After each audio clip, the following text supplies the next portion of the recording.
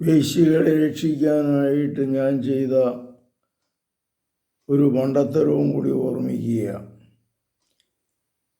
അവരോട് ചോദിച്ചപ്പോൾ അവർ പറഞ്ഞു, ഞങ്ങൾക്ക് പണിയൊന്നും ഇല്ലാത്തത് കൊണ്ടാണ് ഞങ്ങൾ വേശ്യാവൃത്തിക്ക് പോകുന്നത്. എന്തെങ്കിലും ഒരു പണി ഉണ്ടാക്കി തരാമോ? ഇവിടെ തന്നെ ഞങ്ങൾ ജീവിച്ചോളാം, പുറത്തെങ്ങും പോകില്ല. അപ്പം ഞാൻ വിചാരിച്ചു, എന്നാൽ ബീഡി തെറുപ്പ് ഇഷ്ടമാണോ, പഠിപ്പിച്ചു കഴിഞ്ഞാൽ അത് ചെയ്യാവോ എന്ന് ചോദിച്ചു. അപ്പോൾ അന്നൊക്കെ ബീഡി തെറുപ്പ് കൊണ്ട് ജീവിക്കുന്ന ഒത്തിരി പേരുണ്ടായിരുന്നു. അങ്ങനെ അത് മതി അച്ചു എന്ന് പറഞ്ഞു.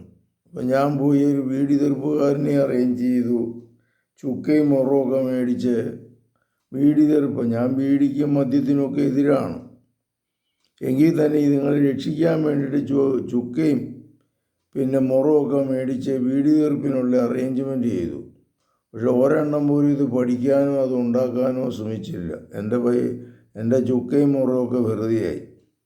ചുരുക്കത്തിൽ ഞാൻ പറഞ്ഞു വരുന്ന, പലപ്പോഴും ഇവരിങ്ങനെയുള്ളവർ നമ്മളോട് പറയുന്നതെല്ലാം ശരിയായിരിക്കണമെന്നില്ല. അവർ സഹകരിക്കുക എന്ന് പറഞ്ഞാൽ സഹകരിക്കണമെന്ന് അർത്ഥമില്ല. ഒരു മദ്യപാനി കുടി നിർത്തിയേക്കുക എന്ന് പറഞ്ഞാൽ കുടി നിർത്തില്ല എന്നാണ് അതിൻ്റെ അർത്ഥം. സത്യമായിട്ടും കുടിക്കില്ല എന്ന് പറഞ്ഞാൽ 1 മണിക്കൂറിനുള്ളിൽ കുടിക്കുന്നതാണ്. മാതാവിൻ്റെ രൂപാണിയെ സത്യം കുടിക്കില്ല എന്ന് പറഞ്ഞാൽ ഇപ്പം തന്നെ കുടിക്കുമെന്നാണ് അർത്ഥം. അപ്പോൾ പലപ്പോഴും ഇതിൻ്റെ അന്തരാർത്ഥം ഇവർ പറയണതിൻ്റെ ഒന്ന് മനസ്സിലാക്കണം. ഏതായാലും ഈ പരിശ്രമം വിജയിച്ചില്ല എങ്കിൽ തന്നെയും മറ്റ് പല പരിശ്രമത്തിലൂടെ 1 വർഷത്തിനുള്ളിൽ ഈ 35 വേശ്യകളെയും രക്ഷപ്പെടുത്താനായിട്ട് എനിക്ക് സാധിച്ചു.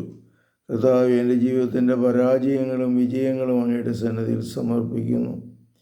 അങ്ങനെ നയിക്കണമേ, ശക്തിപ്പെടുത്തണമേ. പരിശുദ്ധ പരമദിവ്യകാരുണ്യത്തിന് എന്നേരവും ആരാധനയും സ്തുതിയും പുകഴ്ചയും ഉണ്ടായിരിക്കട്ടെ. യേശുവും ശിയായിക്കും സ്തുതിയായിരിക്കട്ടെ.